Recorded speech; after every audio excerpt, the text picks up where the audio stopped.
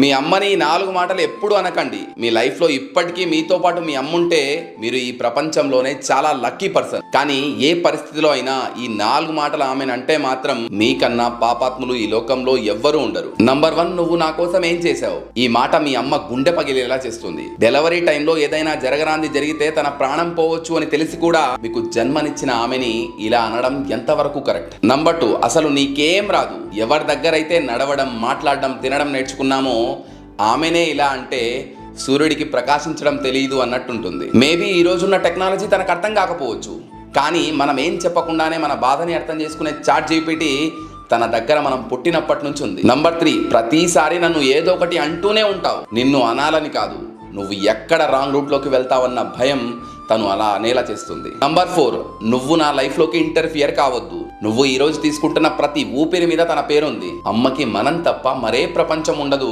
అలాంటి అమ్మని ఇలా అనొచ్చా? అమ్మ మీ దగ్గర నుండి దూరమైన రోజు మీకు అర్థమవుతుంది ఈ ప్రపంచంలో ఏది ఆశించకుండా నిస్వార్థంగా ప్రేమించే ఒకే ఒక్క పర్సన్ అమ్మ మాత్రమే అని. అమ్మను ప్రేమించే ప్రతి ఒక్కరు ఈ వీడియోని లైక్ చేయండి. అమ్మ పేరుని కమెంట్ చేసి ఈ వీడియోని ప్రతి ఒక్కరికి షేర్ చేయండి.